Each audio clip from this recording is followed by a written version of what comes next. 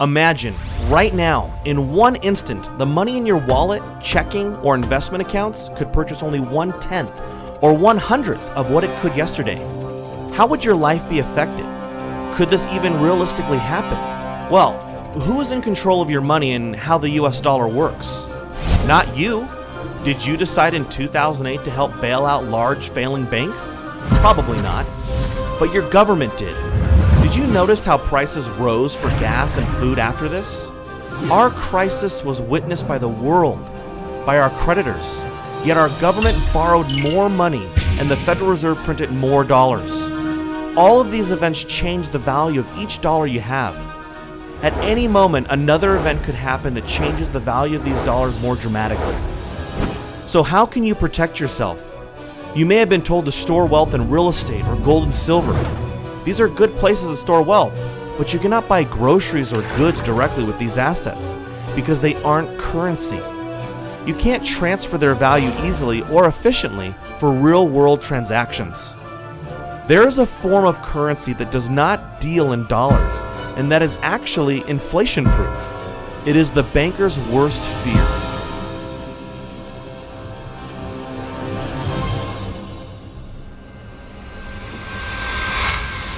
Why is gasoline so expensive? Telling us which food brands are ready for the uptick in costs.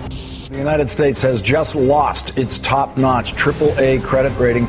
18 people have been charged in what may be one of the nation's largest credit card fraud rings. What some are calling fool's gold, it is the virtual currency called is a kind of holy grail of payments. We're asking whether or not this currency really has any longevity, let alone legitimacy. How can I hedge against inflation and other government manipulation? One thing I did was to buy Bitcoin. What are they? I don't really know that much about Bitcoin. Bitcoin is a purely online currency with no intrinsic value. It is digital currency, which you can then use to buy things online. Bitcoin. Bitcoin. Bitcoin. Bitcoin. Bitcoin. What is Bitcoin? Bitcoin, first introduced in 2009, is a relatively new technology in today's ever-changing world. Bitcoin is a digital currency, an innovative tool that is revolutionizing people's daily lives, as did smartphones, eBay, YouTube, and even the internet itself. I can communicate with people live anywhere in the world by typing on the keyboard. You've got mail. The Bitcoin network facilitates the instantaneous transfer of value across any distance over any borders, to any place on Earth. Specifically, it allows any person in any place with an internet connection to receive and transfer value. To send $8,000 from America to Australia, Western Union would charge you $336. In contrast, any value of Bitcoin can be transferred with a fee of no more than 2 cents at today's exchange rate. Besides being able to transfer wealth instantly, Bitcoin is highly valuable because in its specially designed software, the supply of currency units, also called Bitcoins, is increased at a steady rate. New Bitcoin creation will only cease in the year 2140 with a total of 21 million Bitcoins. As of September 2013, there exist in circulation over 11.5 million Bitcoins, over half the total supply that will eventually be mined. Mining Bitcoin is the process by which new Bitcoins come into existence. They are created in blocks, and currently 25 Bitcoins are mined per block. Blocks are generated about every 10 minutes as regulated by the software code and sent to the computer that mined them. The best miner is the one with the most computational power, but it is also based on luck who wins the reward. A rough estimate would put the total number of Bitcoin miners at 100,000. This mining process is more specifically known as hashing. All right, Emmanuel, let's start off with your website. Cloudhashing.com. When did you get the idea to create a hosted mining cloud hashing service? When my wife decided to throw all my computers from the attic. So I started off mining Bitcoin using computers. So I had a few computers sitting around and running permanently so the guests could not come around and spend time just because the room was super hot. They'll get a heat stroke. And at the same time, it was just costing a lot of money for electricity. So I invested in ASICs. Then upon my investment in ASICs, I had friends who were interested.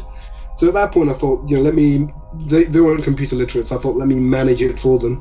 So upon doing that, it kind of spiraled into a business. And, we launched Cloud Hashing in April this year. And we've been selling what you call Bitcoin mining contracts ever since. Did it bother you that we don't know who created it? I first heard about it in 2010. Well, I didn't think it was a great idea because I just couldn't see how it could take off into the mainstream.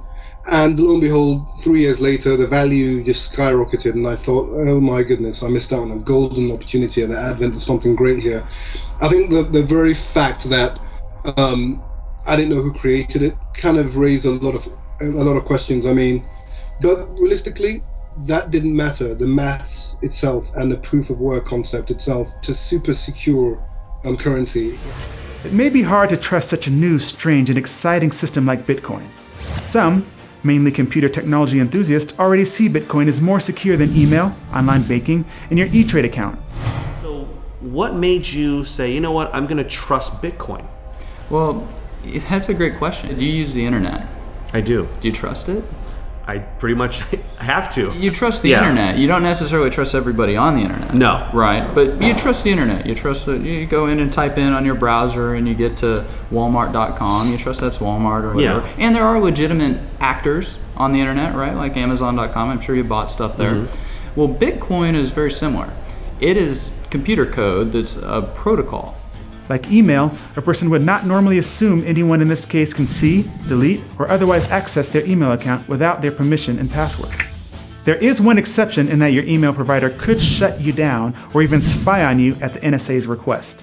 Why should people start taking a serious look at it who want to get off the government's radar? I think it's a very important thing.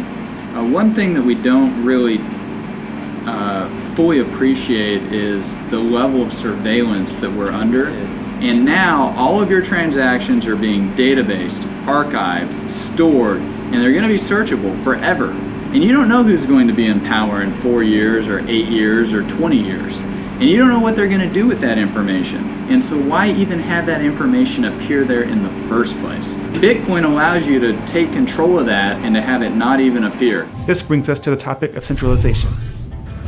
Bitcoin is decentralized. This means there is no central authority that can stop any specific Bitcoin transaction, and the same goes for the Bitcoin system as a whole. No one can lock or freeze a Bitcoin wallet or address, unlike a bank account. No one can arbitrarily create more Bitcoins than the software program was designed to make. No one can change the software without the majority of the entire network of users accepting a change. Programmers of the Bitcoin software are thus limited in their scope of changes to what the market is driving. Max Wright, he wrote a book called Bitcoin Revolution. A lot of people are fearful that the government's going to attack it. With regards to resisting government violence, I think Bitcoin is a really, really unique, to me it's a unique currency in all of history. It's never happened before. So the analogy that Bitcoin advocates use is with regards to Napster. We all know Napster was a great file sharing tool, but it was run out of a central server in a company. There was a CEO to harass, there was a company to harass, and the government can send in men with guns and force them to unplug the server. Service is over. Bitcoin, in the same way BitTorrent solved the problem for Napster, it was decentralized and there was no one to harass. There's no you have to put a policeman in every bedroom in every house in the country or the planet to bring down BitTorrent. So too with Bitcoin. There is no one to harass. There is no CEO. It is a distributed peer-to-peer network that authorizes and guarantees the sanctity of the network. And so for that reason, it is incredibly resilient to violence. And I find it very, very interesting that at a time when we're going to, my expectation is we're going to go through a currency crisis and currency wars like we've never seen before. I'm here with Jim Rickards. He's the author of Currency Wars. I'll just throw it out there. Bitcoin, what are your thoughts? One of my least favorite topics, because I'm very skeptical of Bitcoin, but I've actually read the technical papers. I've spoken to a lot of people about it.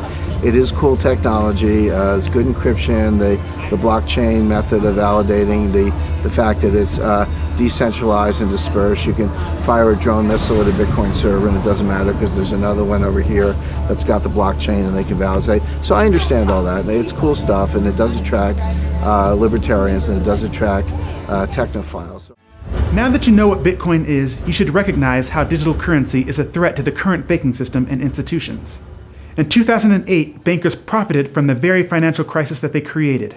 Imagine you had the opportunity to not participate in a government-monopolized currency system. Bitcoin can be your way out of the corruption. The banks will hate it, but they can't stop it. Bitcoin can solve a multitude of problems. Firstly, inflation. Our current money supply continually grows because it is based on debt and continual government overspending. The US money supply has actually multiplied over 10,000 times in the past 200 years. This explains why purchasing power has significantly lowered. why Coke in 1959 cost a nickel and is now about 20 times that. The supply of bitcoins has only increased at a specific rate that won't change. This means that it is inflation-proof. Bitcoin also prevents theft. If you hold cash, not only would you worry about someone stealing your wallet, but the government has been known to confiscate cash at airports and during police stops. We had an encounter with the TSA, the Transportation Safety Administration, in which they not only wanted to know who he was, who did he work for, how did he get the money that he had on him, and what did he plan on doing with that money? $4,700? Yes, sir. Why do you have all this money? Back in 2012, Mishra's friends, Rajesh and Marina Derry, were driving her cash across country when Nebraska state troopers booked them for speeding. Officers then got permission to search the car. In the back, they found 2 bags filled with cash and arrested the Derrys, believing the money was ill-gotten. You cannot steal bitcoins in a Bitcoin wallet without knowing someone's password. You can copy and store your wallet in an unlimited number of locations and access it from anywhere with internet access, just like email. With Bitcoin, it is much easier to move your money, as we noted earlier. It's also easier to keep your transaction private should you want to remain anonymous from your peers or even the government. Your name is not connected to your Bitcoin address unless you choose to through a third-party service that uses Bitcoin. The government would need to know and control the entire internet to track or stop Bitcoin payments. Lastly, a great benefit for Bitcoin is the ease of starting your own business. You can set up a Bitcoin address to receive money for products or services within seconds, versus trying to comply with all your country's regulations, creating a bank account, etc. You also don't have to worry about fraudulent payments, because Bitcoin transactions are irreversible. Your business would not have to pay large fees to credit card companies either. A customer can simply use a cell phone app to send payments to you if your business has a storefront, like a bar or a restaurant. Bitcoin is already accepted on many online websites for products and services including freelance work, donations to organizations, pizza shops, auctions, electronics, web hosting, domain registration, file storage, gambling, music, clothing, graphic design, and even some massive retail outlets like bitcoinstore.com. Alright, I'm going to go to the Bitcoin store, I'm going to purchase a laptop, and I want to show you guys just how easy this is to do. You can have a lot of items on here, but we're going to pick laptops because that's what we need. But you can see you have a lot of different things you can buy: digital camera, desktop PC, webcams, all kinds of stuff you can also search for. But we're looking for a new laptop. And you can see this is just like going to any other store that would accept US dollars. We've got this notebook here, we can add to cart. Here's the cart, proceed to checkout. So just like if you went to Best Buy, you can register or you can just check out as a guest. I'm going to check out as a guest today. We simply input our information. Our next step is our shipping method. The payment method is going to be Bitcoin. Place order. Okay, so we would just scan this with our phone, or we could use view address to pay it. And once you do that, you input that into your Bitcoin wallet, and the transaction is complete. Today is September 22nd, so I guess we'll see how fast they ship it out. Wow, so it's only been 2 days. Free shipping. We ordered it on the 22nd of September, and we received it on the 24th.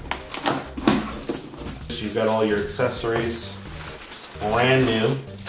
Yeah, same price as Amazon. I didn't pay anything extra for it. It's perfect. That was easy. Let's see what else I can do with Bitcoin. All right, so I'm on bitmit.net, and I'm going to sell my old TV. A lot of my friends and stuff were giving me crap, so I ended up getting this new TV. I've had this TV for, 10 years now. It's a 62-inch. Sweetheart, some Africans from Ghana want to buy our TV with Bitcoin. Over 1,000 people attended the Bitcoin conference in San Jose, May 2013. The Bitcoin Forum has over 100,000 members discussing Bitcoin. Payment processor BitPay currently has thousands of merchants using their services to accept Bitcoin payments on their websites. As of September 2013, the value of Bitcoins created has reached $1.5 billion as determined by the free market. Bitcoin seems to be growing at a rapid rate, maybe even outpacing the government's ability to regulate it. When the Financial Crimes Enforcement Network of the Department of the U.S. Treasury announced that virtual currencies are subject to the same rules as other currencies, the price didn't crash. In fact, it went up from there, as if attempts to regulate Bitcoin don't matter. This idea that somehow you're escaping government scrutiny or you're outside the government matrix or whatever. It's just not true. Mt. Gox was attacked by the government. Of course, the Silk Road, now arrests have been made. So the government's watching everything you do. So. There were a lot of exchange popping up, and they started getting hammered. And I mean, with all the laws and banks closing their accounts and stuff like that, and that made it difficult. But then in comes local Bitcoins. They let individuals advertise whether they want to buy or sell, and those individuals hook up with each other. And that's making it a lot easier. Buying Bitcoin is getting easier. Selling it, I guess, is getting easier too. There's no reason in the world that a privately issued currency couldn't be issued and serve maybe even better, because it's totally beyond the temptation of politicians to start meddling with the rules. Yeah. It's beyond the reach of political temptation. Now, picture a world where you are in control of your money, where you're free to spend any amount, small or large, anywhere in the world, and your identity is safe. Your money cannot be diluted by government creating it out of nothing and then giving it away to banks, special interests, towards wars, or in foreign aid. You can help stop selfish banking interests. You can shape your destiny. And we don't even have to end the current system. We just merely need to bypass it. Thank you for watching our video. Go to our website at bankersworstfear.com to receive your free report on how you can start opting out of the current monetary system. You'll also receive full guest interviews as well as exclusive analysis from future money trends. Close enough.